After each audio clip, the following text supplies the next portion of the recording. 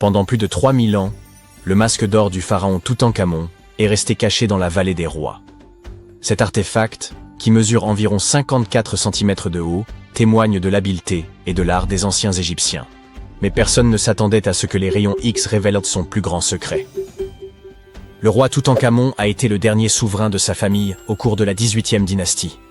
Il est monté sur le trône à l'âge de 9 ans, mais n'a régné que 10 ans avant de s'éteindre inopinément.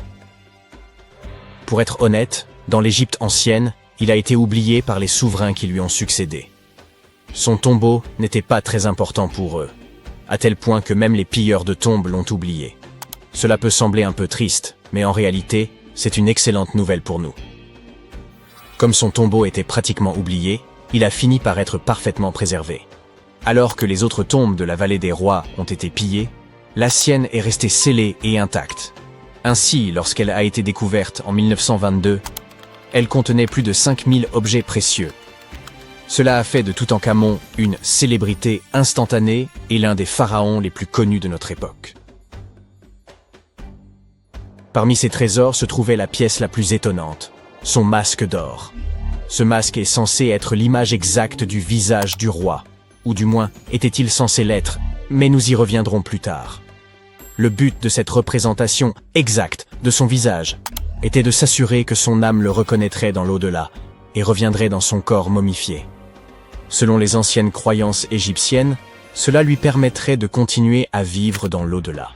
Le masque semblait avoir été incroyablement difficile à réaliser, mais sa réelle complexité n'a été révélée que bien des années plus tard.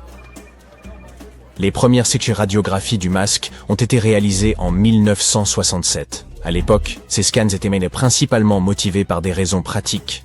La conservation. Le masque partait pour une exposition à Paris. C'était la première fois qu'il quittait l'Égypte. Ces images permettraient de constater les éventuels changements survenus au cours de l'exposition. En outre, elles pouvaient donner des indications sur la manière dont le masque avait été fabriqué. Mais à l'époque, on ne se rendait sans doute pas bien compte de la complexité de sa construction.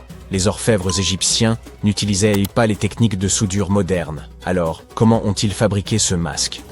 De nouvelles radiographies effectuées en 2007 nous ont apporté quelques réponses. Il s'avère que les Égyptiens n'utilisaient pas d'or pur, qui est de 24 carats. Le masque était en fait réalisé en or 23 carats, c'est-à-dire mélangé à un autre matériau. Les spécialistes ont ainsi découvert que ces feuilles d'or contenaient une petite quantité de cuivre, un métal rouge-brun. Cette opération visait probablement à rendre le matériau plus souple et plus facile à façonner. Il modelait ensuite les feuilles d'or en les chauffant et en les martelant à plusieurs reprises. Mais le masque renferme un autre secret qui n'a été découvert qu'en 2015. L'année précédente, le personnel du musée égyptien du Caire préparait l'exposition du masque lorsque sa longue barbe fut accidentellement arrachée. Selon un autre scénario, la barbe se serait détachée au fil du temps et serait tombée toute seule. Quoi qu'il en soit, le fait que la barbe du roi Toutankhamon se soit détachée a causé beaucoup de tension. Après tout, il s'agit de l'une des plus grandes attractions touristiques du Caire, et les experts devaient donc régler le problème très rapidement. Le processus de restauration a commencé par un relevé détaillé de l'état du masque. Pour ce faire, ils ont dû effectuer un scan tridimensionnel complet de l'artefact. Et par hasard, ils ont trouvé quelque chose de très intéressant à l'intérieur. Dans la barbe royale se trouve un tube en or, une structure intrigante que les Égyptiens ont probablement utilisée pour attacher la barbe au reste du masque. Cela prouve une fois de plus que le processus de fabrication de ce masque était encore plus complexe que ne le pensaient les experts. Mais les mystères ne s'arrêtent pas là. Vous vous souvenez que nous avons dit que le masque était censé représenter parfaitement le visage du roi Toutankhamon ? Ce n'est peut-être pas tout à fait vrai. Certaines théories populaires suggèrent que le masque n'a jamais été conçu pour lui, et qu'il a été fabriqué pour quelqu'un d'autre. Une étude publiée en 2015 suggère qu'il aurait initialement été confectionné pour une femme pharaon, sa belle-mère supposée, la célèbre et magnifique reine égyptienne Néfertiti. L'indice le plus probant provient d'une inscription sur le masque.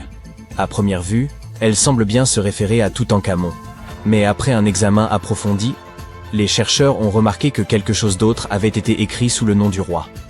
Le cachet du nom royal semble avoir été modifié. À l'origine, il portait une inscription que l'on a traduite par « Reine Néfertiti ».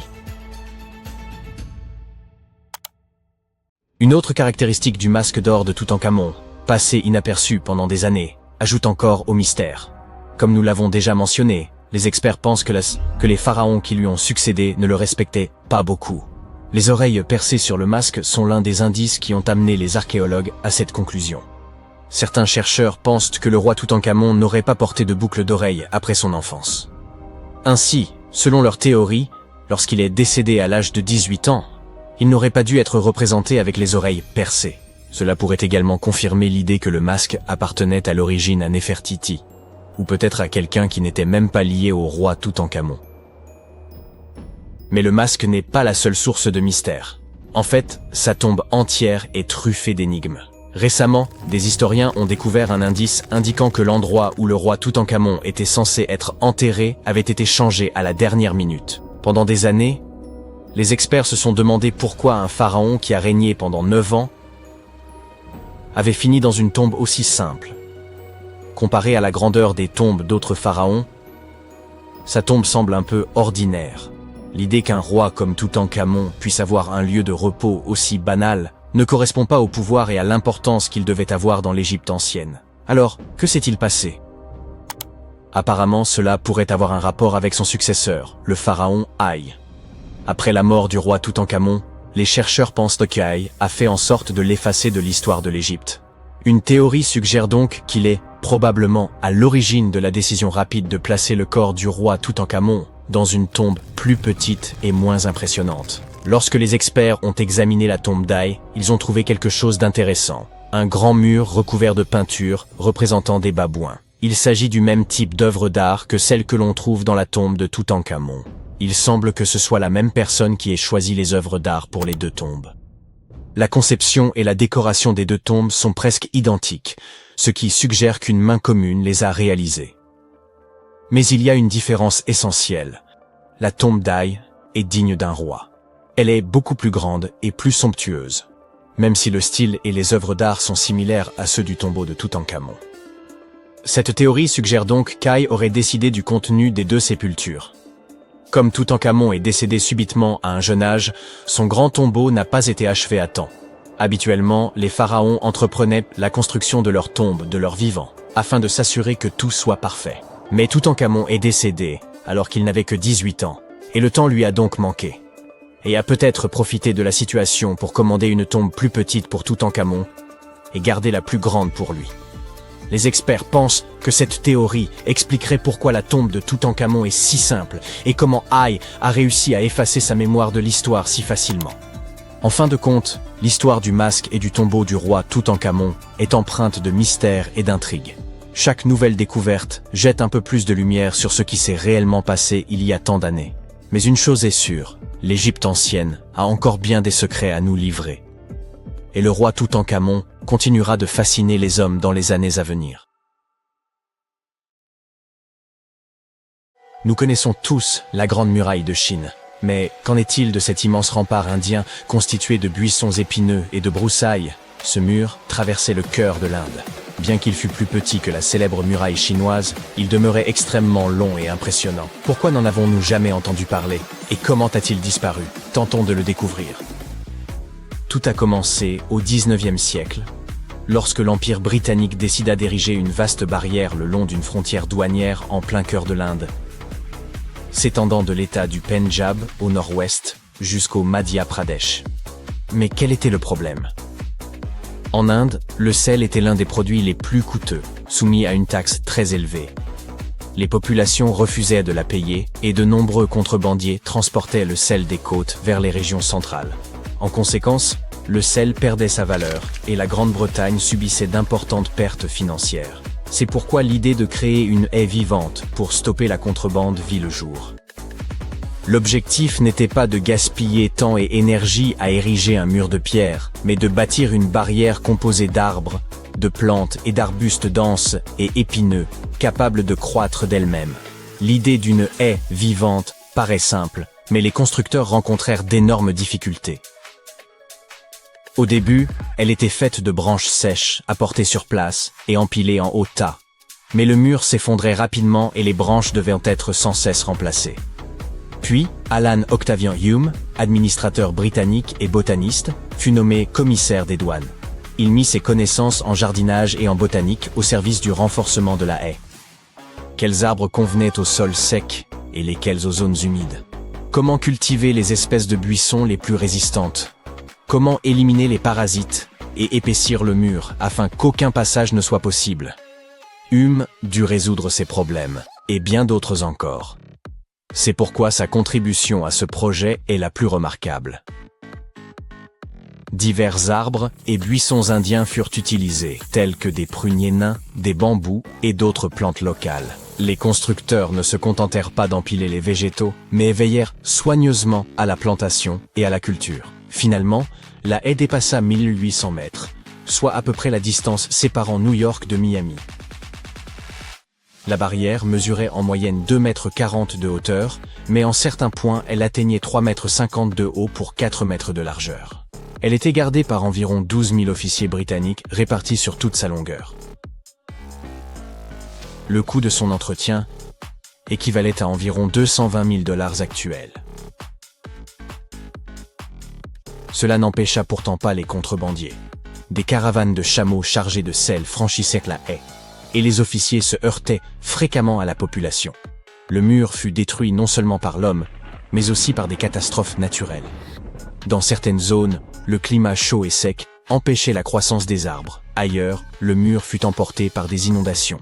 Dans d'autres régions, le sol manquait de fertilité. On replanta encore et encore, on creusa des tranchées, on apporta de la terre d'ailleurs, et l'on travailla sans relâche jusqu'à trouver la solution idéale pour chaque zone climatique. Pour ériger 1600 mètres de murailles, les constructeurs utilisèrent environ 250 tonnes de broussailles épineuses et autres matériaux organiques. Chaque année, environ 100 000 tonnes de végétaux furent transportés pour consolider les sections faibles. Tous les types de buissons épineux endémiques furent employés. Dans les zones particulièrement sèches, où les arbres ne pouvaient pas pousser, les constructeurs apportèrent d'autres terres, creusèrent la couche supérieure et replantèrent l'ensemble. De plus, de nombreux problèmes entravaient ça à la construction. Les termites dévoraient de larges parties de la haie. Les feux de forêt brûlaient les arbres sur des kilomètres. Et tempêtes, ouragans et tornades détruisirent certaines sections du rempart. Il fallut élever de grands remblais pour protéger la barrière des inondations. L'une des épreuves les plus pénibles fut l'invasion de criquets. Imaginez des millions d'insectes bourdonnant recouvrant la muraille et dévorant toute la végétation. Des lianes parasites s'enroulaient autour des arbres et les anéantissaient. Dans une région, l'apparition de rats contraignit les constructeurs à faire venir des chats sauvages pour lutter contre les rongeurs. La construction complète de la haie dura environ 30 ans. Une fois terminée, elle fut divisée en une centaine de sections, chacune surveillée par des patrouilles. Bien sûr, des failles subsistaient. Les contrebandiers les franchissaient en lançant des sacs de sel par-dessus ou en grimpant aux arbres de la haie. Les officiers avaient constamment maille à partir avec eux. Après un travail si considérable et épuisant, on s'attendait à ce que le mur subsiste très longtemps. Cependant, dès 1879, il n'était plus nécessaire. La taxe sur le sel commença à être prélevée directement sur les sites de production, rendant la contrebande inopérante. Lorsque le mur cessa d'être entretenu, il commença à se détériorer et à être envahi par la végétation. À certains endroits, il fut démonté et utilisé comme bois de chauffage. Dans d'autres zones, des catastrophes naturelles l'anéantirent. Aujourd'hui, il est presque impossible de retrouver les vestiges de la haie. Certaines sections furent transformées en routes. Toutes les informations que nous possédons sur cette muraille sont conservées dans les ouvrages et archives de divers chercheurs ayant communiqué avec les locaux ou participé directement au projet. Intéressons-nous maintenant à un autre mur, bien plus célèbre, situé en Chine. Cette muraille demeure la plus grande et la plus vaste structure jamais érigée par l'homme. Sa longueur avoisine 21 000 km, soit approximativement la distance entre l'Alaska et l'Amérique du Sud. Mais il ne s'agit pas d'un simple mur le long d'une route droite et plane. Il monte et descend, se courbe et se redresse à travers montagnes et plateaux. Il n'est donc guère surprenant que cette construction colossale ait nécessité 2000 ans de travail. La Grande Muraille de Chine se divise en de nombreuses sections et comprend tours, vigies, garnisons et casernes, tous bâtis en briques et blocs de pierre taillées, liés au mortier de chaux. Cependant, Toutes ces parties ne présentent pas de tours comme celles que l'on voit sur les photos. Certaines zones ne sont que d'énormes crêtes de terre compactées. Il est difficile de concevoir l'ampleur titanesque de ce chantier. Tous ces matériaux durent être acheminés dans les montagnes. Les constructeurs ne se contenteront pas d'empiler les briques. Ils nivelaient le sol, consolidèrent les fondations et travaillaient jour après jour, année après année, génération après génération. Aujourd'hui, de nombreuses parties de la Grande Muraille de Chine sont détruites.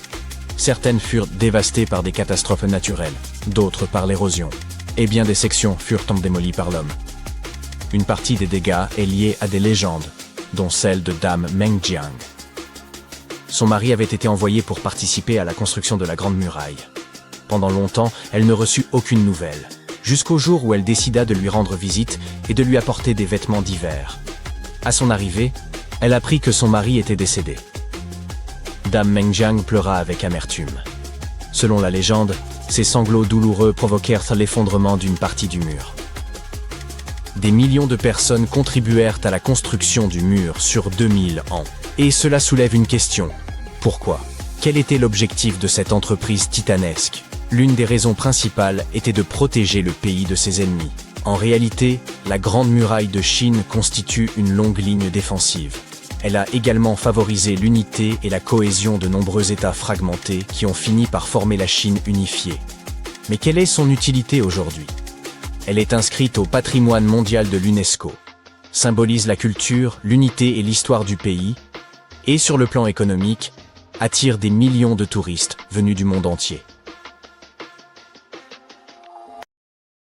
Contrairement à de nombreux autres sites funéraires de l'Égypte ancienne, la tombe du roi Toutankhamon est restée cachée, à l'abri des voleurs, pendant près de 3000 ans. L'une des raisons était que cette tombe était plus petite que la moyenne, et qu'elle était dissimulée dans le site de la Vallée des Rois. Cette région était déjà abondamment explorée au moment où l'on est tombé par hasard sur l'emplacement de la tombe du pharaon.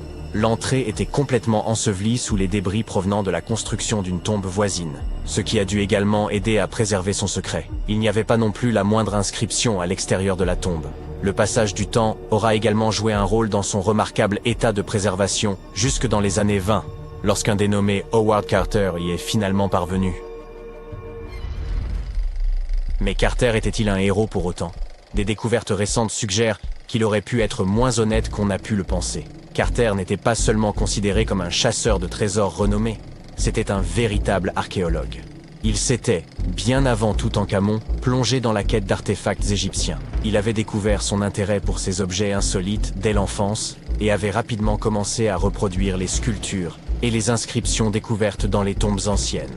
Après avoir découvert les restes du roi Toutankhamon, Carter aura passé près d'une décennie à traiter et consigner toutes sortes d'objets, comme des trônes en or, des chars et des statues provenant de la tombe, les expédiant le long du Nil vers le musée égyptien du Caire. Du moins, c'était là l'histoire officielle. Des découvertes plus récentes affirment que tous ces objets n'auraient même pas été remis aux officiels égyptiens. Une lettre retrouvée semble révéler ce qui fut la politique de Carter. 10 pour eux et 1 pour moi. Et 1. La lettre en question avait été envoyée à Sir Alan Gardiner, philologue et ami de Carter, et datée de 1922. Dans ses écrits, Carter mentionnait avoir découvert la tombe et demandait à son ami quelques conseils. Dans une autre lettre de 1934, Gardiner semblait remercier Carter pour un amulette, qui lui aurait été envoyé comme cadeau de remerciement. Carter insistait sur le fait qu'elle ne provenait pas de la tombe de Toutankhamon, mais manifestement, c'est bien de là que venait. Le directeur britannique du musée égyptien était lui-même au courant des manigances de Carter, mais ne pouvait pas les prouver. Il a comparé l'amulette de Gardiner avec d'autres qui provenaient de la tombe de Toutankhamon, et aux surprises, elles se ressemblaient à s'y méprendre. Gardiner était tellement embarrassé d'avoir été mis dans une situation si délicate qu'il s'est plaint à Carter dans une autre lettre. En bon ami, Gardiner a préféré ne pas jeter l'opprobre sur le célèbre archéologue. À la place, il a conseillé à Carter de restituer ses objets volés au Caire, tout comme il vous conseillerait de donner un coup de pouce cette vidéo et de vous abonner à la chaîne pour plus de vidéos incroyables sur les secrets les plus pharaoniques de l'histoire. Ce n'est pas le seul élément louche concernant le comportement de Carter après la découverte. En 1947, un dénommé Alfred Lucas, qui avait travaillé aux côtés de l'archéologue controversé, a livré des informations dans une obscure revue Kerot. Il affirmait que Carter avait discrètement forcé la porte de la chambre funéraire par lui-même. Après quoi, il l'avait refermée comme si de rien n'était avant d'officialiser la découverte. Pourquoi aurait-il fait cela? Eh bien, la même théorie suggère que Carter et son équipe auraient pu pénétrer dans la tombe plus tôt afin de faire main basse sur quelques trésors anciens. Bien entendu, ces gens ne pouvaient pas risquer de revendre de tels objets de leur vivant, mais s'assureraient qu'ils soient vendus aux enchères après leur décès. Carter n'a cependant jamais rien avoué. Il n'a pas émis de démenti officiel non plus. Mais le gouvernement égyptien ne pouvait pas risquer d'autres disparitions inexpliquées. On lui a donc interdit l'accès à la tombe pendant un certain temps. Certains ont associé ces disparitions à la malédiction du roi Toutankhamon. Si vous n'en avez jamais entendu parler, sachez que cette histoire effrayante a passionné les foules peu après la découverte de la sépulture du pharaon. On prétendait que quiconque interférait avec la tombe du jeune roi serait poursuivi par la malédiction. Ce n'est pas aussi spectaculaire qu'une momie se lançant après vous. Mais il se murmure que tous ceux qui ont perturbé la demeure de Toutankhamon ont rencontré des fins aussi mystérieuses que prématurées. Le décès le plus remarquable lié à cette prétendue malédiction est celui de George Herbert, le 5e comte de Carnarvon. C'est cet aristocrate britannique qui avait financé la quête de cette tombe, et il est décédé juste un an après l'ouverture du caveau. Aujourd'hui, les gens aiment y voir un grand mystère, mais il se trouve qu'Herbert était déjà en très mauvaise santé lorsqu'il est parvenu au Caire, et qu'il a fini par succomber à une maladie commune. Maintenant, parlons chiffres. Beaucoup de monde s'est trouvé lié à l'ouverture de ce tombeau. Des gardes de sécurité, des archéologues et quantité d'ouvriers. Et certes, quelques-uns d'entre eux sont morts peu après que le tombeau a commencé à recevoir des visiteurs. Mais aussi attrayante que soit cette malédiction dans notre récit, statistiquement, si vous avez un groupe de personnes impliquées dans l'ouverture d'une tombe, vous devriez vous attendre à quelques décès, simplement du fait du hasard. La durée de vie moyenne de tous ceux qui auraient été frappés par l'ancienne malédiction était de plus de 20 ans après que le sort se soit abattu sur eux. La fille d'Herbert a même vécu jusque dans les années 80, soit 50 ans plus tard. Et Howard Carter lui-même a vécu jusqu'en 1939, soit 16 ans après la grande découverte. Certains ont suggéré que toute cette malédiction n'était rien de plus qu'une stratégie de communication soigneusement élaborée. Lorsque la tombe de Toutankhamon a été découverte, Howard Carter était soucieux d'en tenir les journalistes à l'écart. Ainsi, il aurait pu inventer une malédiction pesant sur quiconque se serait approché de la sépulture du jeune roi. Mais qu'a-t-on bien pu dérober dans la tombe de Toutankhamon? Eh bien, pour commencer, quelques bijoux. Ils pourraient avoir été volés par Howard Carter lui-même, selon un spécialiste français, qui a mené une recherche approfondie en examinant de vieilles photos prises à l'intérieur de la tombe dans les années 20. Il a comparé ces images à celles de divers objets provenant de musées et de ventes aux enchères, et il s'est rapidement mis à retracer l'itinéraire de certains des bijoux de Toutankhamon. Tout d'abord, il y a ce collier, qui ornait autrefois la poitrine du pharaon. Il était brisé en plusieurs morceaux, et certaines parties ont été envoyées via Carter au musée Nelson Atkins du Missouri. Pendant ce temps, d'autres morceaux ont été réarrangés en collier par des gens qui ont tenté de le vendre aux enchères en 2015, mais sans succès. Le musée Nelson Atkins lui-même ne nie pas les faits, puisqu'il confirme l'information sur son propre site web. Et puis, il y a la fameuse coiffe de Toutankhamon. Quelques perles de celle-ci auraient également été volées par Carter. Elles ont ensuite été enfilées pour former un nouveau collier, qui est aujourd'hui conservé au musée d'art de Saint-Louis. Un autre collier élégant, fait de céramique émaillée, a passé un certain temps au Metropolitan de New York. Heureusement, il a été renvoyé en Égypte il y a un peu plus d'une décennie. Il semble qu'il ait été, comme on pourrait s'y attendre, également volé par Carter. Malgré les articles manquants, la tombe de Toutankhamon a tout de même révélé une multitude d'objets incroyables, qui nous ont permis d'en apprendre davantage sur cette culture ancienne. Commençons par le célèbre masque funéraire.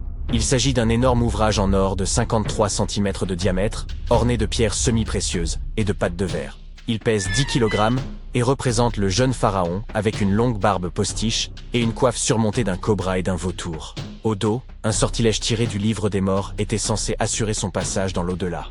Toutankhamon était apparemment aussi passionné de jeux de société, notamment de sonnettes. On en a retrouvé 4 dans sa tombe, dont certains en ivoire. Les archéologues ont également trouvé une paire de sandales en or, bien qu'on imagine qu'elles aient été davantage pour l'apparat que pour le confort. En fait, le pharaon ne les a probablement jamais portées de sa vie. En parlant d'articles de mode, il semble que Toutankhamon ait été un souverain plutôt coquet. On a même retrouvé un mannequin dans son tombeau qui était utilisé pour choisir, ajuster et ranger ses tenues et ses bijoux. Le jeune roi semble également avoir apprécié la musique, d'après les 2 trompettes que les historiens ont retrouvées dans son tombeau.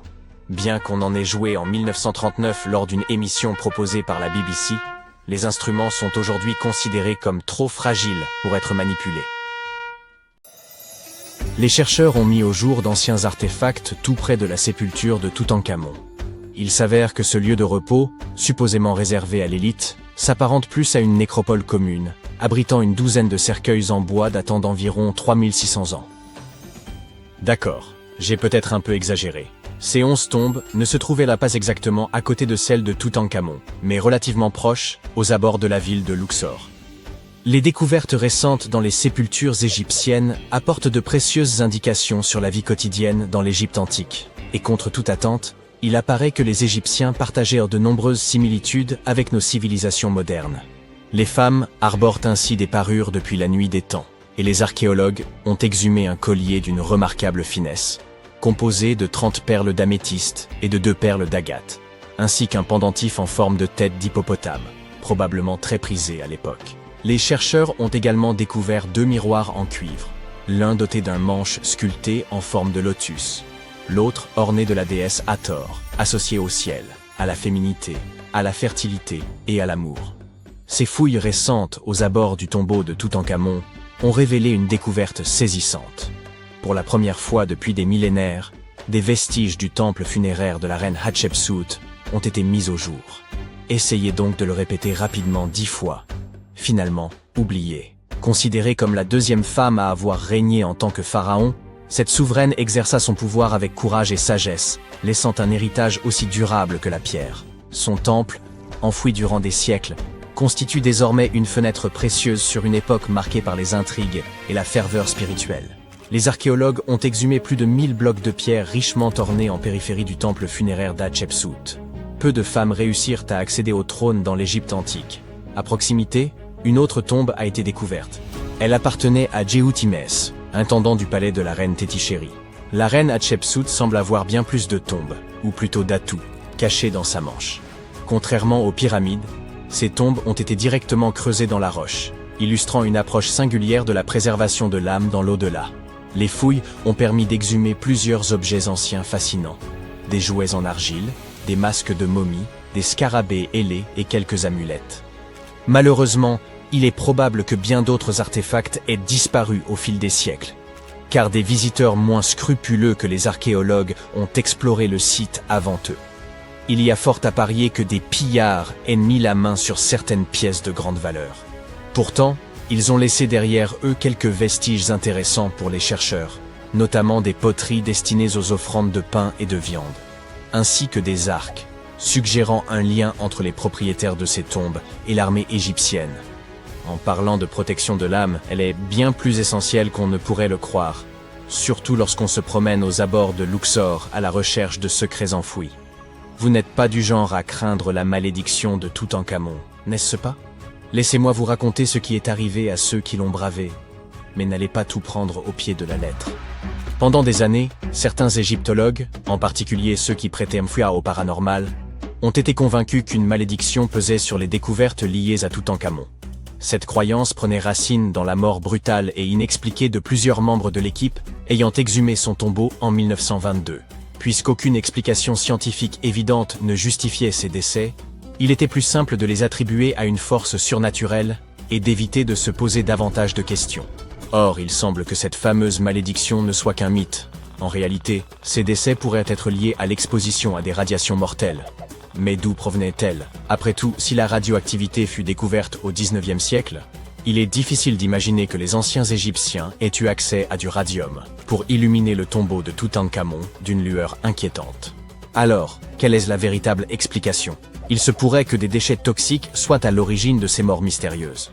Des niveaux élevés de radiation issus de l'uranium et d'autres substances dangereuses aurait été piégé dans le tombeau depuis plus de 3000 ans. D'ailleurs, il se murmure que la chambre funéraire de Toutankhamon contiendrait encore aujourd'hui des taux de radiation si élevés que toute personne y pénétrant risquerait de développer une maladie incurable due à tant d'exposition. Et si cela vous semble exagéré, dites-vous que vous pourriez frôler un niveau de contamination similaire si vous laissez moisir des restes de nourriture au fond de votre frigo pendant 1 mois. Toutefois, cette radioactivité ne se limite pas au tombeau de Toutankhamon. La recherche d'artefacts égyptiens est proprement fascinante mais tout aussi périlleuse. De nombreuses tombes de l'Ancien Empire affichent des niveaux de radiation anormalement élevés. Les compteurs Geiger ont détecté des radiations sur 2 sites proches des pyramides de Gizeh, et du radon, un gaz radioactif, a été relevé dans plusieurs tombes souterraines de Saqqara. Il est probable que les bâtisseurs de ces sépultures aient eu conscience de ces toxines. Des avertissements gravés sur les murs mettent en garde contre une mort inévitable pour quiconque ose profaner ces lieux. L'une des inscriptions prévient « Quiconque violera ce tombeau périra d'un mal qu'aucun médecin ne saura comprendre ». D'autres formules évoquant l'interdit causé par des esprits maléfiques ont sans doute renforcé la peur de ces malédictions antiques. Depuis toujours, ces avertissements intriguaient les archéologues. Mais un événement survenu il y a un siècle a ravivé la crainte des malédictions.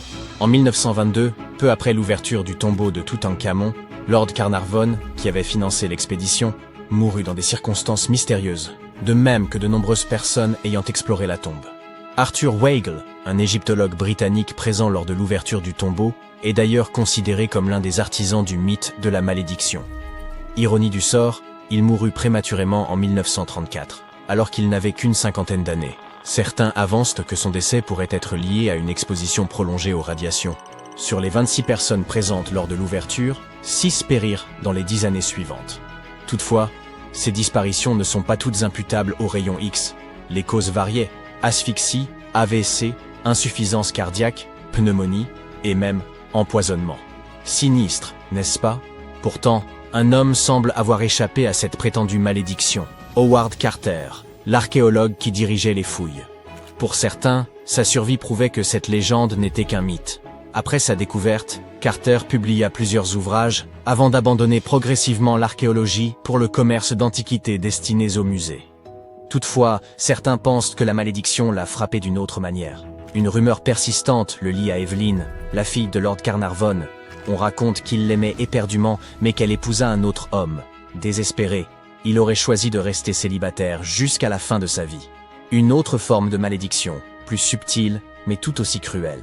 D'autres ont affirmé qu'ils avaient eu une liaison durant son séjour en Égypte, mais que tout s'était terminé avec la mort de son père et son départ définitif du pays. Néanmoins, ces récits manquent de preuves. Evelyn n'avait que 6 ans lorsqu'ils se sont rencontrés, et leur relation est restée cordiale jusqu'à la fin. Présente à ses funérailles, elle faisait partie des rares invités, mais elle a nié toute romance, affirmant qu'ils n'étaient pas si intimes. 1 an après la découverte de la tombe de Toutankhamon, Evelyn épousa le politicien Sir Brograve Beauchamp et eut une fille. Cette même année, Beauchamp visita la sépulture avec ses parents, sous la conduite de Carter. Ce dernier ne se maria jamais, et, hormis ses spéculations posthumes autour d'Evelyn, aucune autre relation amoureuse ne lui fut attribuée.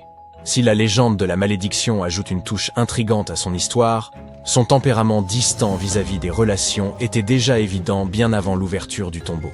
Carter n'était tout simplement pas quelqu'un de sociable. En 1939, après un long combat contre la maladie, il finit par succomber. Il avait 64 ans, une espérance de vie tout à fait ordinaire au Royaume-Uni à cette époque, si bien que personne ne jugea sa mort suspecte ni ne l'associa à une quelconque malédiction. À son décès, on découvrit que plusieurs artefacts du tombeau de Toutankhamon étaient en sa possession, dans son appartement londonien. Ceux-ci furent finalement restitués à l'Égypte, événement que certains interprétèrent comme la conclusion de la malédiction. Peut-être que s'il n'avait pas conservé ses souvenirs chez lui, il aurait vécu bien plus longtemps. Quant aux autres décès, ils conservent une part de mystère. La théorie de la malédiction a sans doute été renforcée par des événements troublants survenus lors des fouilles. Carnarvon développa une grave infection après une simple piqûre de moustique. Et au moment de l'ouverture du tombeau, le Caire connut une panne de courant inexplicable suivie d'une tempête de sable. En Angleterre, le chien de Lord Carnarvon, Suzy, s'échappa de la demeure et se mit à aboyer frénétiquement, sans raison apparente, du moins si l'on en croit les témoins. Plus étrange encore, au moment exact où son maître rendit son dernier soupir, l'animal poussa un hurlement avant de s'effondrer, inerte. Peut-être que les radiations n'ont finalement joué aucun rôle, et que les anciens artefacts du tombeau de Toutankhamon étaient réellement porteurs du... Des chercheurs ont mis au jour une cité entière, celle de Giengola, restée enfouie sous l'épaisse canopée mexicaine durant 6 siècles. S'étendant sur 360 hectares, elle regroupait plus de 1100 édifices, 4 km de remparts, un réseau interne de voies de circulation, ainsi qu'un aménagement urbain réfléchi, comportant temples, terrains de jeux de balles et des quartiers distincts réservés aux élites ou aux classes populaires. Pendant des générations, l'on a cru qu'il ne subsistait là qu'une forteresse abandonnée, selon des récits transmis oralement. Jusqu'à peu, il était impossible d'appréhender l'immensité du site sans des années d'exploration au sol.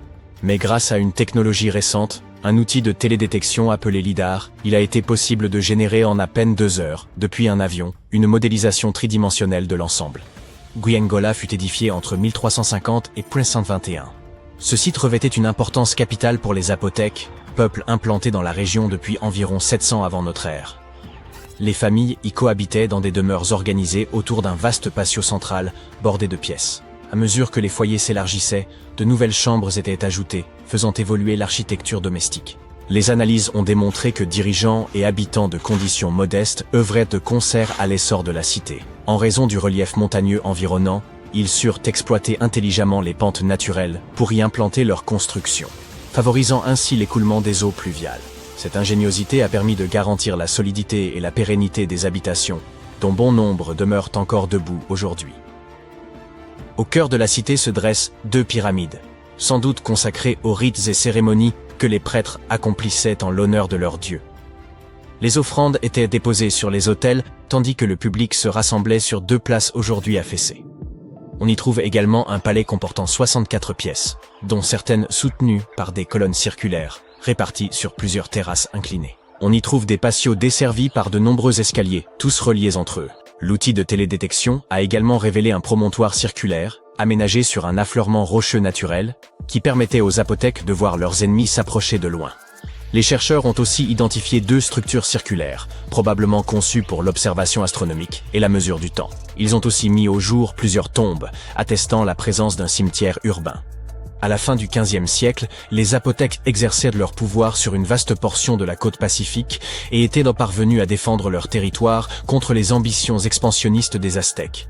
Ils réalisèrent un exploit quasi inespéré, tenir bon durant un siège de 7 mois à Giengola et en sortir victorieux.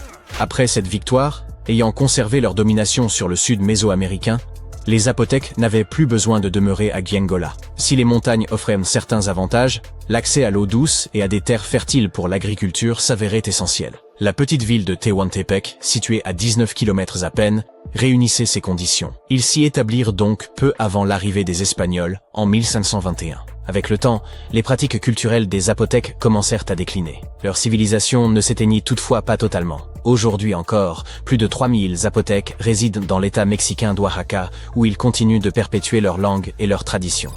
La création du modèle 3D de cette cité perdue ne constitue qu'une étape préliminaire dans la recherche. Les archéologues espèrent que les études à venir permettront de mieux comprendre l'organisation politique et sociale des Zapotèques, la manière dont ils administraient leur cité, ainsi que la nature de leurs échanges avec les Espagnols à leur arrivée. Ils projettent d'examiner les 1170 structures révélées par le balayage LIDAR, ce qui nécessitera plusieurs années. Plutôt que de fouiller le sol, ils auront recours à des technologies non invasives afin d'explorer la ville sans en altérer les vestiges. Grâce à cette même technologie, les scientifiques ont pu révéler l'existence d'une vaste cité ancienne enfouie sous le dense feuillage de la forêt amazonienne. Un ensemble structuré de maisons, de places, de routes et de canaux reposait dans l'ombre d'un imposant volcan.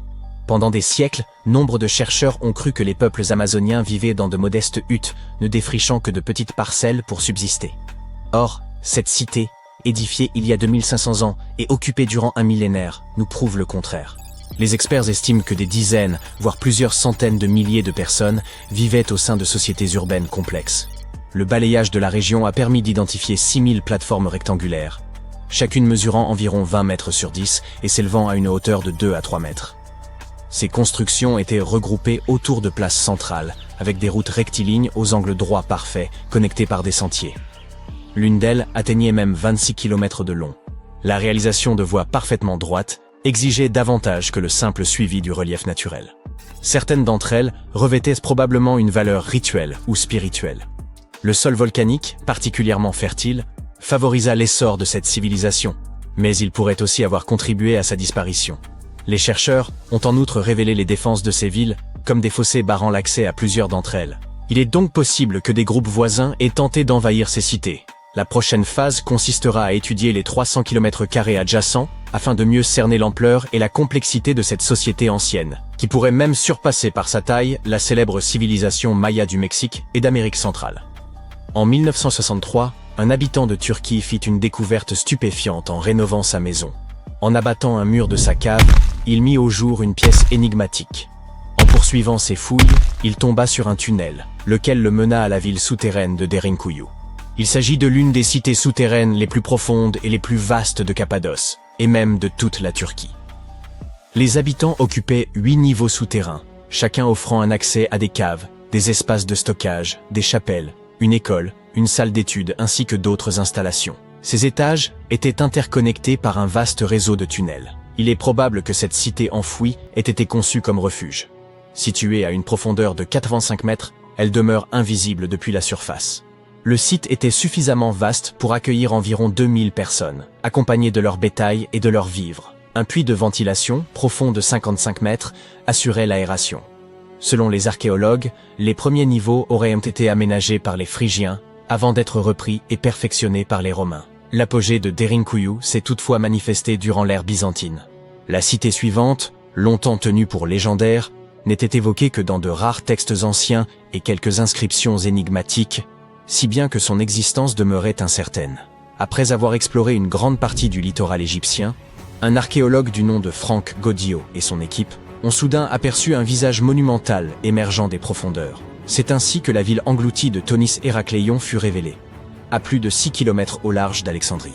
Parmi ces vestiges reposaient 64 navires, 700 ancres et un fabuleux trésor de pièces d'or. Les archéologues considèrent que les éléments les plus remarquables de cette découverte sont la statue haute de 6 mètres et les vestiges du temple. À son époque, la cité accueillait des rituels et des célébrations dans le sanctuaire d'Amon. Façonnées en granit et en diorite, les ruines ont traversé les siècles sans se détériorer malgré leur immersion prolongée. Elles offrent aujourd'hui un aperçu précieux de la vie, 2300 ans plus tôt, dans l'un des carrefours commerciaux les plus importants du monde antique. La ville disposait d'un réseau de canaux, comparable à une Venise égyptienne d'un autre âge. Ces voies d'eau reliaient divers ports et points d'ancrage, tandis que des ponts unissaient tours, temples, habitations et autres édifices. Thonis Héracléion constituait le principal port du royaume pour le commerce extérieur et la perception des taxes. L'origine de son engloutissement demeure incertaine, mais les chercheurs l'attribuent à des phénomènes naturels. Vers la fin du second siècle avant notre ère, probablement à la suite d'une terrible inondation, la cité fut submergée. Par la suite, Alexandrie, fondée par Alexandre le Grand, surpassa Héracléion en prestige et en influence. Avant cela, Héracléion faisait office de principale porte d'entrée maritime vers l'Égypte. Après la catastrophe, de nombreux navires durent réorienter leur itinéraire vers Alexandrie. Héracléion sombra alors dans l'oubli, jusqu'à sa redécouverte en l'an 2000. Il existe, tout près de Stonehenge, quelque chose d'absolument colossal et de profondément troublant. Plus d'une douzaine de fosses gigantesques creusées dans le sol. Toutes sont disposées avec une étrange précision et dessinent un cercle parfait de plus d'1 kilomètre de diamètre. Durant des années, nul ne sut les expliquer. Trop vastes pour des pièges, trop ordonnés pour des gouffres naturels, bien trop volontaires pour être dus au hasard. Et la question demeurait, qui possédait, il y a 4000 ans, le pouvoir, le savoir et les motifs nécessaires pour remodeler ainsi le paysage? Ces fosses encerclent un site nommé Durrington Walls, vaste colonie néolithique située à quelques minutes de marche de Stonehenge. Les archéologues estiment à présent qu'elles furent creusées vers 2500 avant notre ère, durant le néolithique récent, à une époque où l'on vivait censément d'une agriculture simple, sans outils métalliques, sans écriture ni mathématiques modernes. Chaque cavité atteint près de 9 mètres de large et descend à environ 4 ou 5 mètres, formant ensemble un anneau presque parfait. Pour démontrer que ces fosses n'étaient pas naturelles, les chercheurs ont mené une véritable enquête. Ils ont prélevé des carottes de sol et analysé la terre elle-même, y compris des traces microscopiques d'ADN ancien et la datation par luminescence, qui révèle quand le sol a vu la lumière pour la dernière fois. Tous les résultats convergeaient, ces fosses furent creusées délibérément par des humains. Voici où les choses deviennent réellement stupéfiantes. Les fosses n'ont pas été creusées au hasard au fil des déplacements, mais conçues comme un projet unique et cohérent. Cela implique que les bâtisseurs néolithiques savaient imaginer un cercle gigantesque, mesurer des distances en terrain découvert et coordonner des équipes sur une immense étendue, sans GPS, sans drone, ni même carte aérienne. Ils ne disposaient que d'hommes, de cordes, d'outils de bois et d'un savoir partagé. Alors pourquoi consentir un tel effort? Les archéologues estiment que ces fosses relevaient d'un paysage rituel plutôt que fonctionnel. Durrington Walls apparaît déjà comme un lieu de rassemblement pour cérémonies, banquets et événements saisonniers. Le cercle aurait pu marquer une limite sacrée, séparant les terres ordinaires d'un espace chargé de puissance spirituelle. Certains chercheurs y voient même une frontière entre le monde des vivants et celui des profondeurs. L'ampleur de cette structure est remarquable. Elle pourrait compter parmi les plus vastes monuments préhistoriques jamais édifiés en Grande-Bretagne, dépassant Stonehenge lui-même si l'on considère sa surface totale.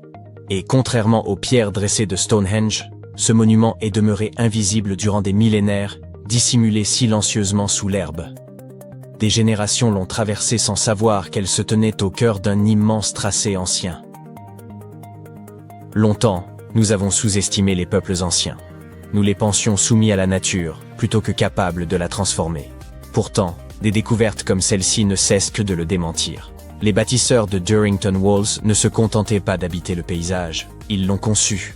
Ils raisonnaient en termes de géométrie, de symboles et de sens inscrits dans la durée. Et ce n'est pas un cas isolé.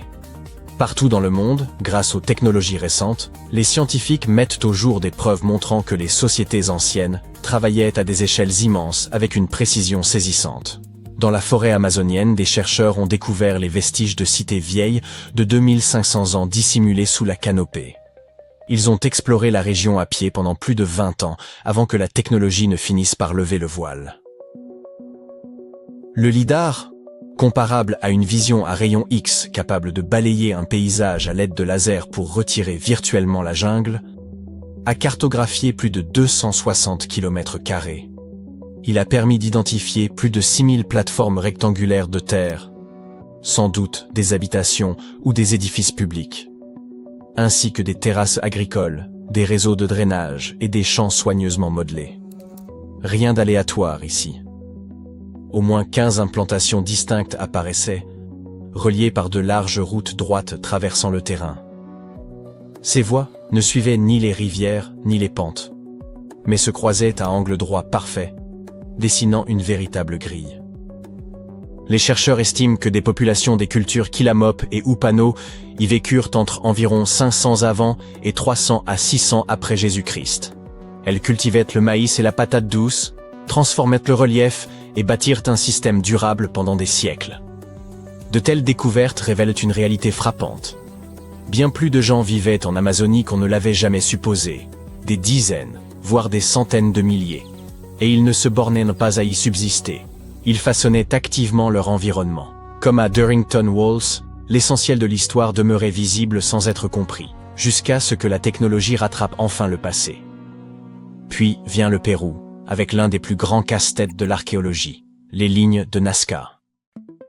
Ces figures colossales d'animaux, de plantes et de formes géométriques s'étirent sur le sol comme un message ancien, si vaste que seuls les oiseaux ou les satellites peuvent en saisir l'ensemble. Pendant des décennies, on a cherché à comprendre pourquoi les Nazca les avaient tracés, comment ils s'y étaient pris, et ce que signifiaient ces motifs monumentaux. Longtemps, l'énigme est restée irrésolue. En parcourant le désert ou en le survolant, les archéologues repérèrent des lignes et des silhouettes et se demandaient s'il en manquait. Car celles déjà connues n'étaient que la partie visible de l'ensemble. Le travail de terrain traditionnel, lentement mené à la main, exigeait un temps considérable. Et malgré cela, des dizaines de dessins plus discrets demeuraient trop ténus pour être perçus à l'œil nu. Ainsi, au lieu de parcourir le désert à pied, les chercheurs ont appris à l'intelligence artificielle à reconnaître des motifs dans les images aériennes et celles prises par drone. Ils ont nourri des modèles entraînés avec des téraoctets de clichés, et l'IA a commencé à signaler des formes, des courbes et des contours anciens dissimulés depuis des siècles. En à peine 6 mois, elle a repéré 303 géoglyphes, jusque-là inconnus dans le désert de Nazca. Cela a presque doublé le nombre de figures recensées et révélé des catégories entières de dessins. Certaines de ces formes sont minuscules, de quelques mètres à peine, mais voisines de figures géantes comme le colibri ou le singe. Grâce à ces découvertes, les chercheurs peuvent enfin éprouver leurs hypothèses sur la fonction des lignes. Il apparaît qu'elles n'étaient pas de simples ornements. Beaucoup servaient sans doute de parcours ou d'itinéraires pour des déplacements rituels. Et qu'on se rassure, l'IA ne remplace pas les archéologues. Ceux-ci vérifient chaque piste sur le terrain et interprètent tout ce que les machines mettent au jour. De retour en Grande-Bretagne, le cercle de Fos se rattache aussi à une structure encore plus ancienne. Un site du début du néolithique nommé Robin Hood's Ball. Éloigné des pierres célèbres, il semblait tout à fait secondaire. Pourtant, il s'avère que Robin Hood's Ball remonte à environ 3600 avant notre ère, soit près de 5 siècles avant Stonehenge. Il s'agit de ce que les archéologues appellent une enceinte à fossés interrompus, un vaste ouvrage circulaire de talus et de tranchées discontinues. Les fossés y sont divisés en courts segments séparés par de petits intervalles. Loin d'exclure les gens, cet ensemble devait les rassembler. Les archéologues pensent que ces enceintes servaient de lieu de regroupement, de festins, de rituels et de cohésion sociale pour les premières communautés agricoles. Puis survint un rebondissement inattendu. Lors de l'aménagement d'un terrain à Larkhill, sur une colline au nord-est de Stonehenge, destinée à des logements militaires, les archéologues mirent au jour les traces d'une autre enceinte de ce type. La carte s'en trouva bouleversée. Le paysage ne s'était pas développé à partir de Stonehenge. Il était déjà animé bien avant l'érection des pierres. En poursuivant les fouilles, les chercheurs découvrirent des centaines d'outils en silex, de fines pointes de flèches en forme de feuilles, des fragments de crânes humains et des bois de cervidés, sans doute employés pour creuser. Puis apparut la poterie. Des styles différents surgissaient selon les secteurs, dans les fossés ou dans des fosses voisines. Or ces styles sont de véritables empreintes culturelles.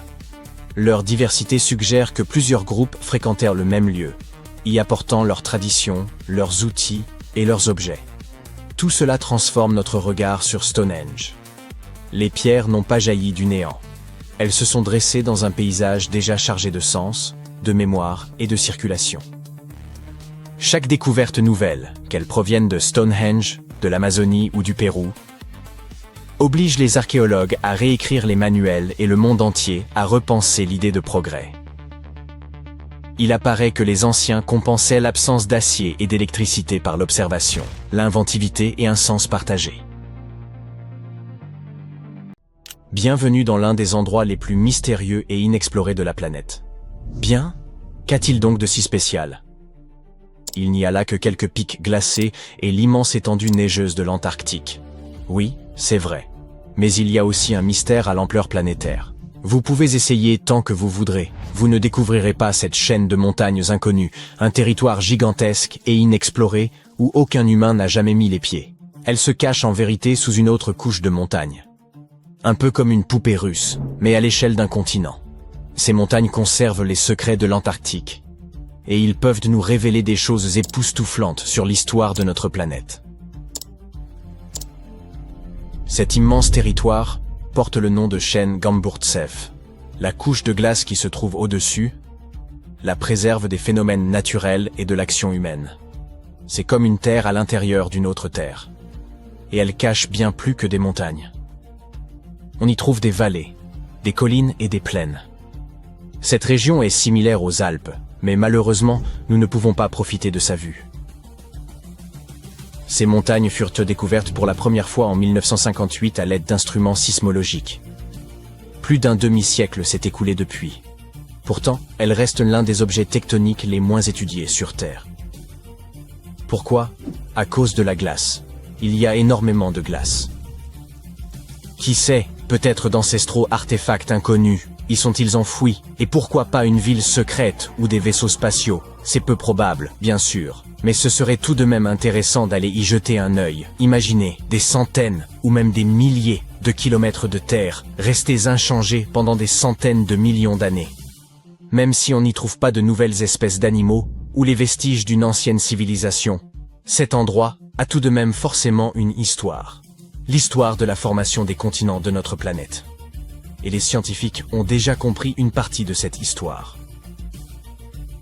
Ces montagnes enfouies d'Antarctique étaient à l'origine des montagnes ordinaires, mais à la suite d'un événement d'une ampleur inédite, elles se sont simplement...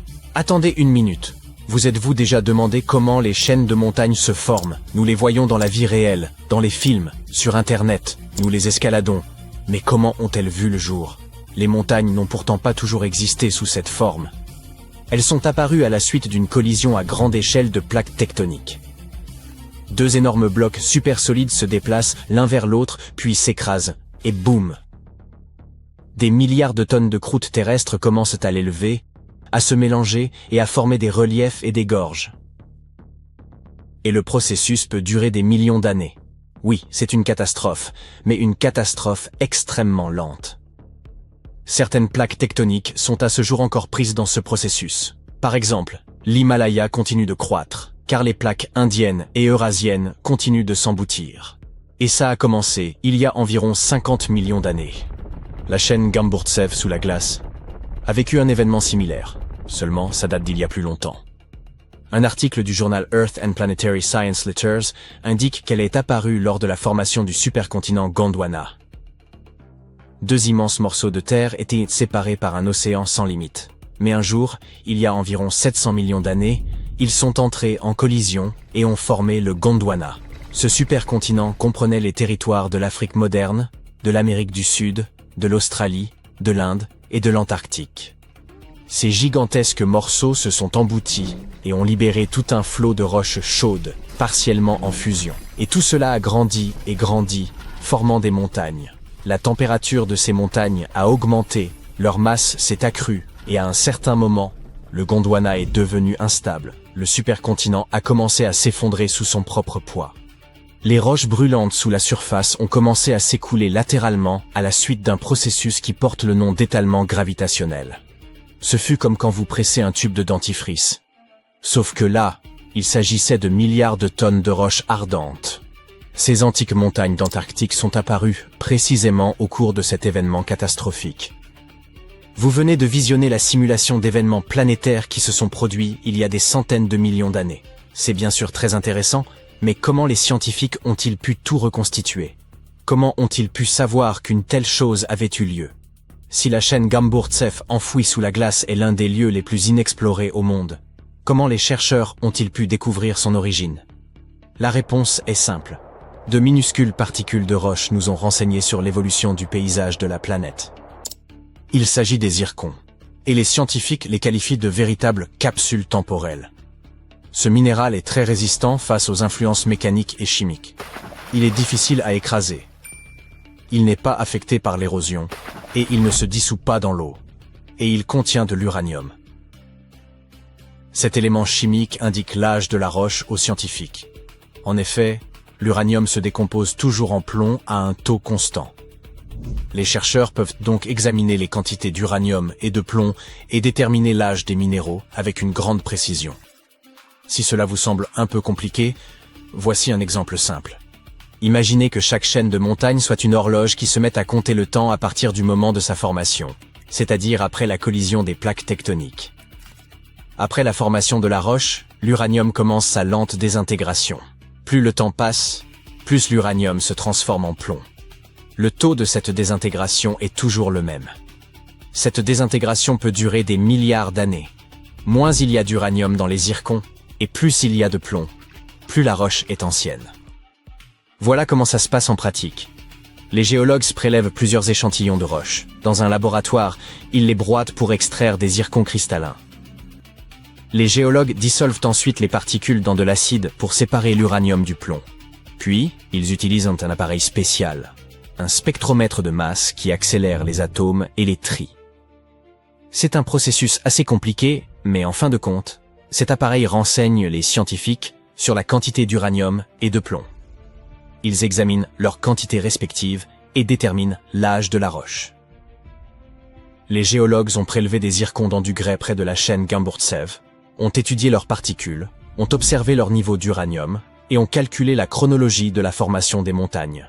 Ensuite, ils ont comparé ces données avec l'histoire de notre planète et ont pu savoir que les montagnes enfouies d'Antarctique sont apparues pendant la formation du supercontinent Gondwana.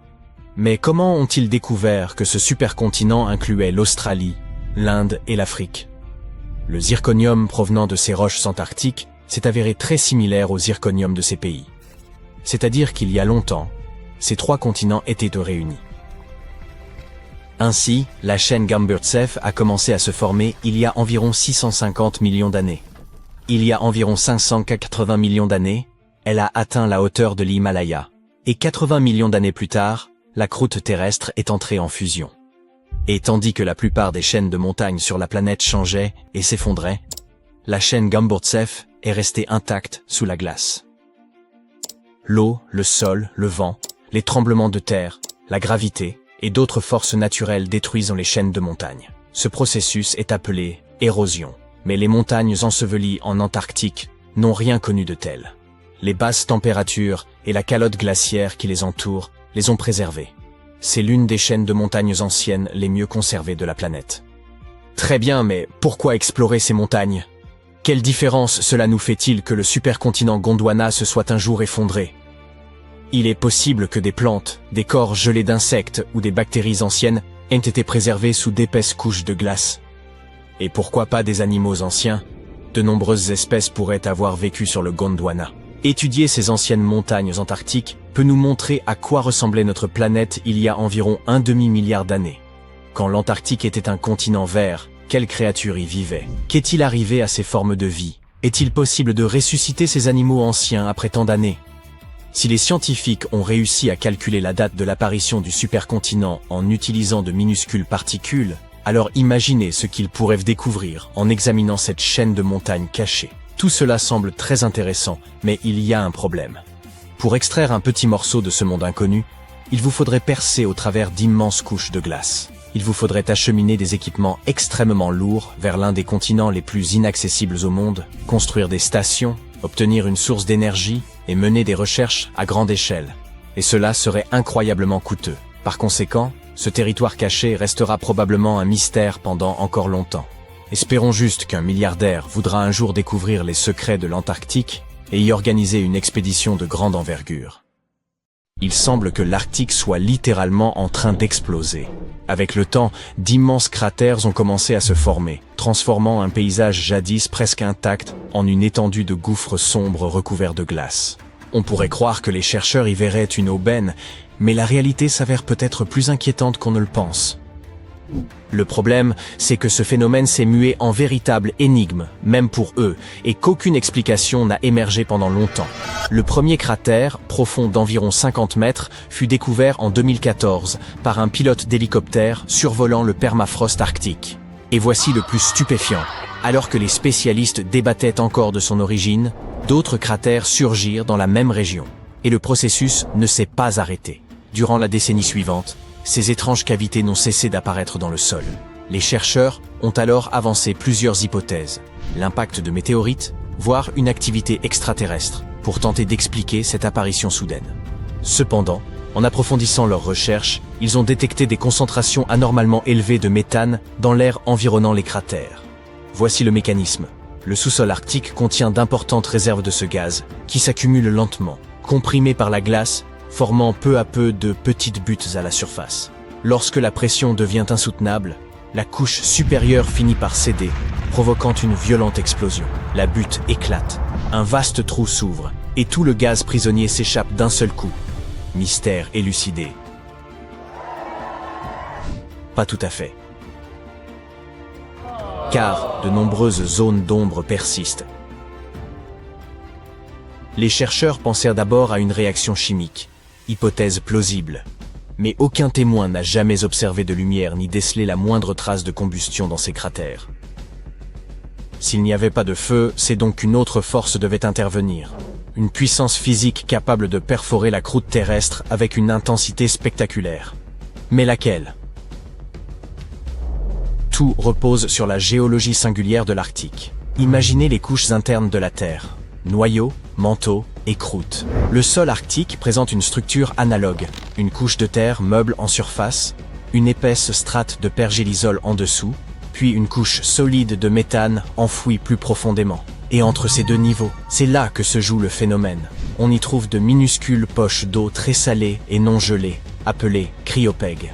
À mesure que la glace fond, l'eau s'infiltre dans ces poches, les surcharge et les dilate. Incapables de contenir l'excès, elles exercent une pression croissante sur les couches supérieures, provoquant la formation de fissures qui se propagent jusqu'à la surface.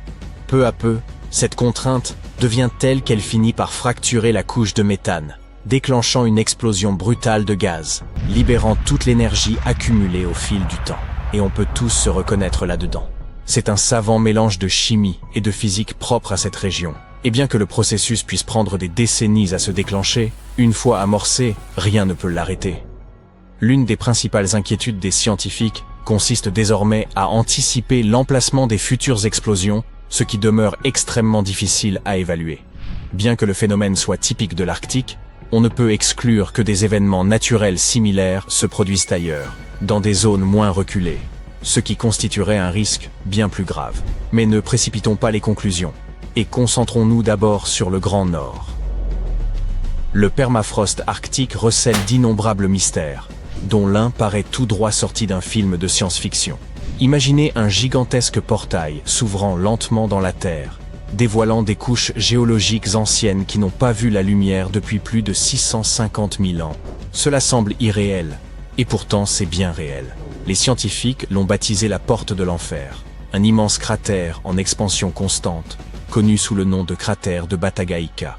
Les premiers clichés satellites ont révélé ce gouffre inquiétant en 1991, mais son histoire remonte bien plus loin. Dans les années 70, une vaste pente glacée s'effondra, laissant apparaître une falaise incurvée, surplombant une profonde dépression. Cette formation singulière attira aussitôt l'attention du monde scientifique. Et le plus fascinant restait à venir. Après de longues analyses, les chercheurs ont compris qu'il ne s'agissait pas d'un simple cratère, mais de la plus grande formation de mégaglissements connue sur Terre. Son bord supérieur atteint 55 mètres de hauteur, l'équivalent d'un immeuble de 18 étages. Mais le plus extraordinaire, c'est que ce site agit comme une véritable machine à remonter le temps. À mesure que la glace fond, elle révèle un sol ancien contenant des fossiles, des sédiments préhistoriques et même de l'ADN d'animaux disparus depuis des dizaines de millénaires. Ainsi, nous avons un aperçu direct de la vie animale et végétale qui peuplait autrefois la planète, exhumée du cœur gelé de l'Arctique. En 2018, les scientifiques y ont fait une découverte stupéfiante. Un poulain préhistorique âgé de 42 000 ans, parfaitement conservé, comme s'il venait tout juste d'échapper à une capsule temporelle. Cette trouvaille laisse imaginer l'immense richesse de ce qui reste encore enfoui sous la glace. Toutefois, de telles découvertes sont d'une rareté exceptionnelle, et les chercheurs doutent d'en retrouver un autre aussi bien préservé. Cela ne signifie pas pour autant que les fouilles soient terminées. De nombreux vestiges attendent encore d'être mis au jour. Autant de fragments du passé susceptibles d'éclairer les origines les plus anciennes de notre planète. Lorsque vous pensez à l'Arctique, quelle image vous vient d'abord à l'esprit? La glace, sans doute. Pourtant, fait étonnant, cette région n'a pas toujours été figée sous le froid. Imaginez cela. Il y a moins d'1 million d'années, le Groenland, aujourd'hui la plus vaste île glacée du monde, était couvert de verdure, de fleurs et de petits insectes. Cela semble incroyable, mais les chercheurs en ont trouvé la preuve. Et le plus surprenant, c'est que cette découverte provient d'un échantillon de glace prélevé en 1993, puis oublié 30 ans dans un laboratoire. Lorsque les spécialistes ont finalement rouvert cet échantillon, ils n'en attendaient guère de révélations majeures. Pourtant, au lieu de se limiter à l'analyse des isotopes, ils mirent au jour une découverte stupéfiante. Des fossiles de plantes et d'insectes anciens prisonniers des profondeurs glacées. Parmi eux figurèrent de la mousse, des fragments de saule et, chose extraordinaire, un pavot arctique intact. Or, cette fleur ne pousse que sur la terre, jamais sur la glace. Cela signifie qu'à une époque reculée, le centre même de la calotte du Groenland avait entièrement fondu, laissant place à un véritable écosystème florissant, et non seulement en périphérie, mais sur toute l'étendue de l'île. Et c'est là que la situation devient véritablement inquiétante. Connaissez-vous l'adage « Regarder le passé, c'est entrevoir le futur » ? Si le Groenland a déjà perdu sa glace par le passé, cela signifie que ce phénomène pourrait se reproduire à l'avenir. Et si tel était le cas, les conséquences seraient dramatiques.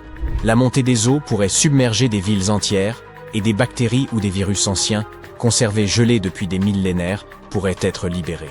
Il faut donc espérer que cette nouvelle fonte se produise très lentement. Et alors que l'on croyait la glace du Groenland déjà pleine de mystères, une découverte surprenante a été faite. Un virus géant, enfoui profondément en elle. Tout a commencé en 2019, alors que les chercheurs prélevaient des échantillons de glace sombres et de neige rougeâtre, dans le but de comprendre pourquoi certaines zones n'affichaient pas la blancheur attendue. Ce qu'ils ne s'attendaient pas à trouver, c'était un virus géant tapi dans la glace. Et il ne s'agit pas d'un virus ordinaire. Il mesure jusqu'à 200 fois la taille d'un virus classique et agit de manière singulière. Au lieu d'infecter les animaux ou les humains, il s'attaque aux algues. Cela pourrait sembler néfaste, mais paradoxalement, ce comportement pourrait aider la nature. En infectant ces micro-organismes, le virus assombrit la glace, réduisant sa capacité à réfléchir la lumière solaire, ce qui ralentirait la fonte, tel un écran naturel protégeant l'Arctique. C'était la première fois que de tels virus géants étaient déjà mis au jour dans la glace et la neige du Groenland. Les scientifiques cherchent désormais à déterminer leur nature. À quelle famille appartiennent-ils ? Quel rôle jouent-ils réellement auprès des algues ? Bien que certains indices émergent, les chercheurs espèrent percer ces mystères bientôt afin de comprendre leur influence sur l'Arctique. Une certitude demeure.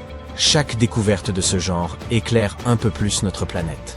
Et peut-être qu'un jour, une nouvelle révélation transformera notre vision du monde glacé et de notre propre avenir.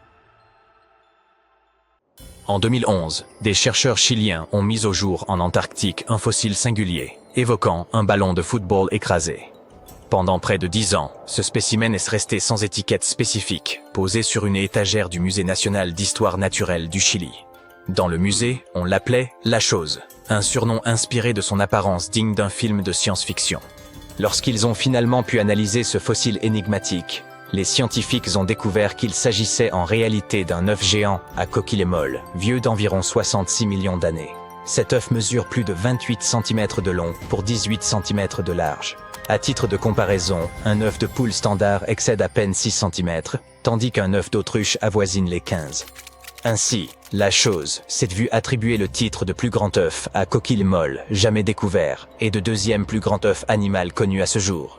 Le seul œuf plus imposant était celui de l'oiseau-éléphant de Madagascar, une espèce disparue qui mesurait 1,5 fois la taille de Michael Jordan, soit 3 mètres. L'oiseau, bien sûr, pas l'œuf. Cet œuf, découvert en Antarctique, est également remarquable car il représente le premier œuf fossile mis au jour dans cette région du globe. La créature qui l'a pondu devait être un reptile marin gigantesque, tel que le mosasaure.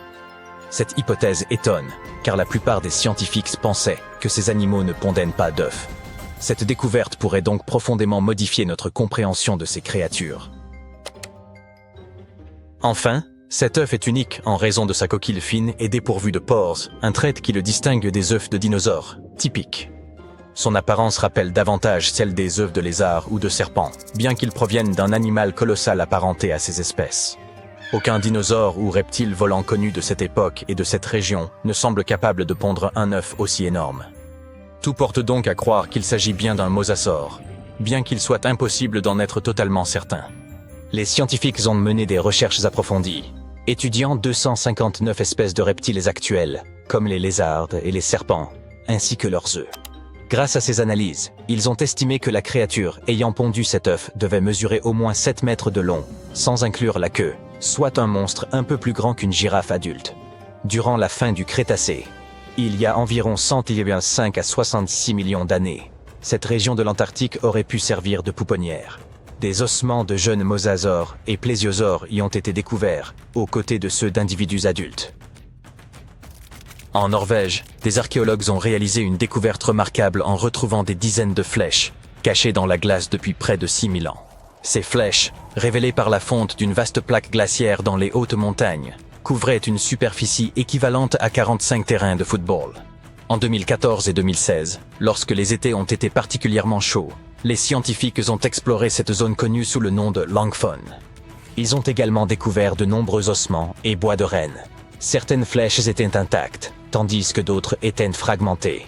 5 pointes de flèches ont aussi été retrouvées autour de la zone en dégel.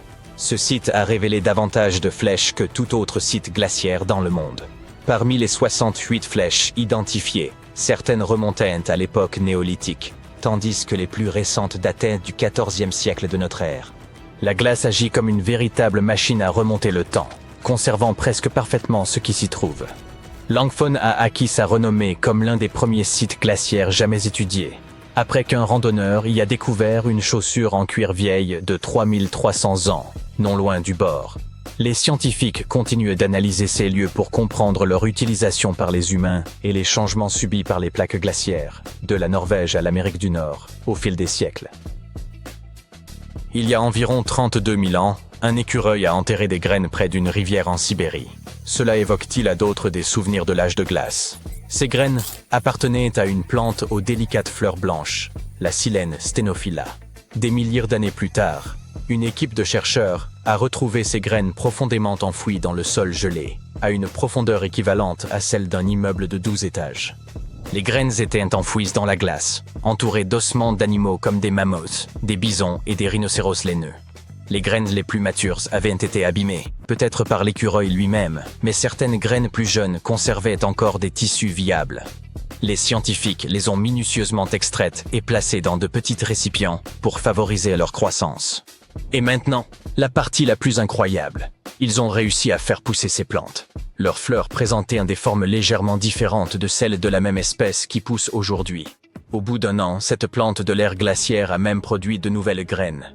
Ces résultats ont conduit les chercheurs à suggérer que le permafrost pourrait servir de réservoir d'un ancien patrimoine génétique, où des espèces disparues pourraient être retrouvées et ramenées à la vie. Des chercheurs, à bord d'un brise-glace en Antarctique, étaient à la recherche de baleines lorsqu'ils ont fait une découverte beaucoup plus surprenante. Une caméra placée derrière le navire, pesant autant qu'une voiture, a capté l'image de 60 millions de nids de poissons des glaces, répartis sur le fond de la mer de Weddell. Les nids, espacés d'environ 25 cm dans toutes les directions, s'étendaient sur une superficie de 240 km², soit légèrement plus que la taille de Washington, D.C. La colonie possédait même une limite bien définie, visible comme une ligne tracée dans le sable. Les scientifiques exploraient cette région pour étudier un site océanique particulier où l'eau était légèrement plus chaude que celle environnante. Dans cette eau réchauffée, ils ont observé de minuscules organismes, appelés zooplanctons, près de la surface.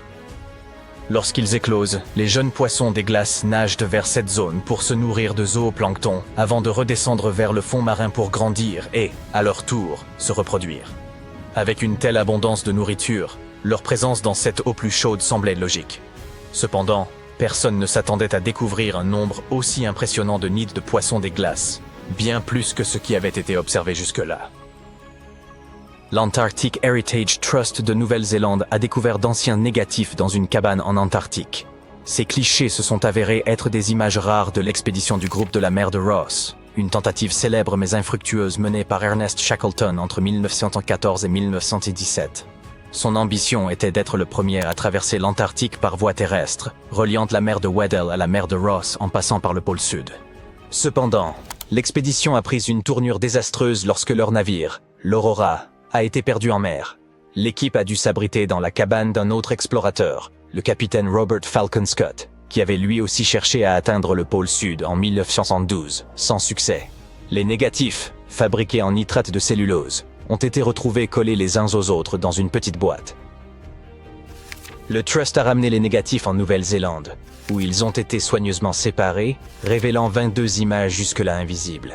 Bien que de nombreuses photos aient été abîmées, certaines montraient des lieux reconnaissables autour du détroit de McMurdo, une région emblématique de l'Antarctique. L'identité du photographe reste toutefois un mystère. En décembre 2021, des chercheurs ont observé une marque inhabituelle sur la plateforme de glace de Larsen, une immense étendue glacée au large de la côte est de l'Antarctique. Ils ont supposé qu'il s'agissait d'une rivière souterraine et ont foré à près de 500 mètres pour vérifier. Bien qu'ils se soient attendus à trouver de l'eau, ils ont été surpris de découvrir qu'elle abritait de minuscules créatures rapides, appelées amphipodes. Les chercheurs ont également constaté que cette rivière souterraine comportait des courants en couches, se déplaçant dans des directions inattendues et encore mal comprises. Une autre découverte étonnante a marqué leur étude. Le 20 décembre de la même